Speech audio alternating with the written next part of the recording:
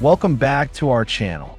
In today's episode, we take a closer look at the recent senior-level steering meeting between the Philippines and Japan, a critical development in the ever-deepening defense cooperation between two key Indo-Pacific allies. Could this meeting signal new joint defense projects, technology transfers, and even potential arms deals?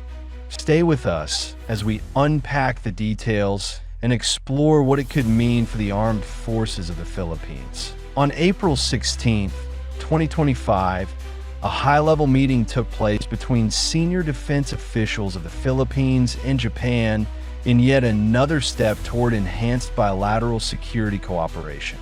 Representing the Philippines was Department of National Defense Undersecretary for Acquisition and Resource Management, Salvador Melchor B. Misen Jr., while Japan's delegation was led by Mr. Nishiwaki Osamu, Deputy Commissioner of the Acquisition, Technology, and Logistics Agency. Held under the directive of President Ferdinand Marcos Jr. and Defense Secretary Gilberto Teodoro Jr. This steering meeting focused on key themes: the transfer of defense equipment, cooperation in developing defense technologies, and support for the Philippines' self-reliant defense posture (SRDP) program. Both sides described the talks as highly productive and an essential foundation for future defense ties. While the exact details of the discussions remain classified, the tone and direction are clear. Tokyo and Manila are preparing for a deeper, long-term strategic partnership. The Philippines and Japan have grown significantly closer in recent years.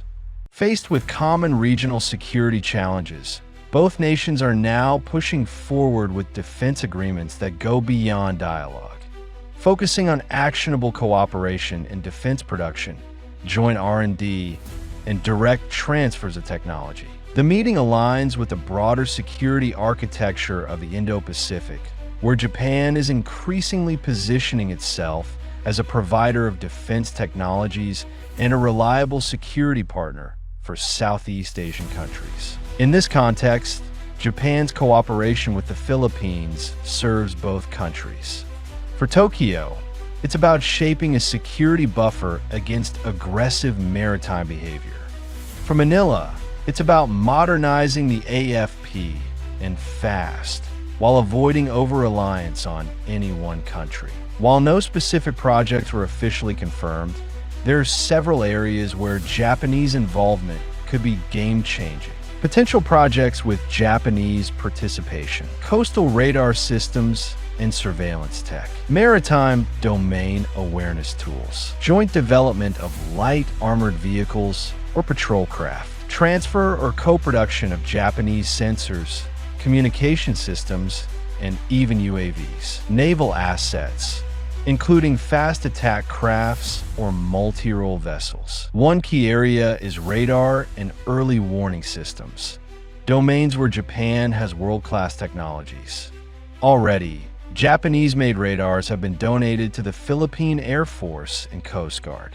Could the next phase involve integrated battlefield management systems or licensed production of key components locally? Another possibility: Japanese companies like Mitsubishi Heavy Industries could be tapped to assist in naval shipbuilding, potentially working with Philippine facilities under the SRDP framework.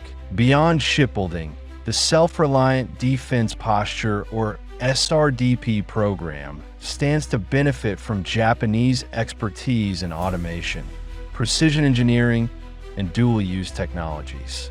One area of interest is the localization of parts manufacturing, such as electronics, advanced optics, and even fire control systems, where Japanese companies are already global leaders. By embedding Japanese technology into locally assembled platforms, the Philippines can reduce long-term procurement costs and build a more resilient defense industrial base. The SRDP is more than just a policy. It's a strategy to eventually transform the Philippines from an importer to a contributor in regional defense manufacturing. With Japan's support, We could see the formation of joint ventures, tech incubators, and skill transfer programs between Japanese defense firms and Filipino companies.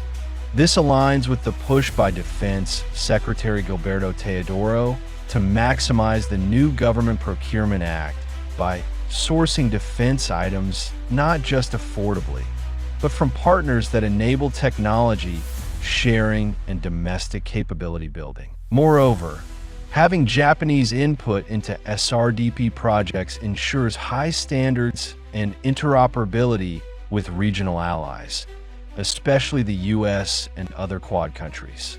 This could future-proof the AFP's assets and allow the Philippines to actively participate in regional defense supply chains, which is a long-term strategic advantage. And let's not forget unmanned systems. Japan is making strides in drone and robotic vehicle development, a domain that aligns with the Philippine military's modernization goals. One of the meeting's most promising outcomes is Japan's express support for the self-reliant defense posture, a Philippine initiative aimed at strengthening domestic defense production capabilities. If Japan can offer joint development opportunities, knowledge sharing, and even parts manufacturing locally, this would mark a significant leap in the Philippines' defense autonomy. With the new Government Procurement Act now in place, allowing for more strategic and economically viable acquisitions, cooperation with countries like Japan, which already has a defense cooperation agreement with the Philippines, becomes a preferred route for modernizing without compromising national security. So what's next? The steering meeting is likely just the beginning.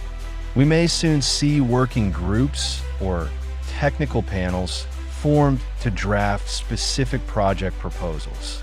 Expect more announcements in the coming months, potentially during future summits or bilateral defense meetings. As the Philippines prepares for Rehorizon 3 of the AFP modernization program, Japanese technology and experience could play a pivotal role, especially in building cost-effective, modern platforms tailored for archipelagic defense. This senior-level meeting might not have made front-page headlines, but for those tracking the future of Philippine defense, this was a big one.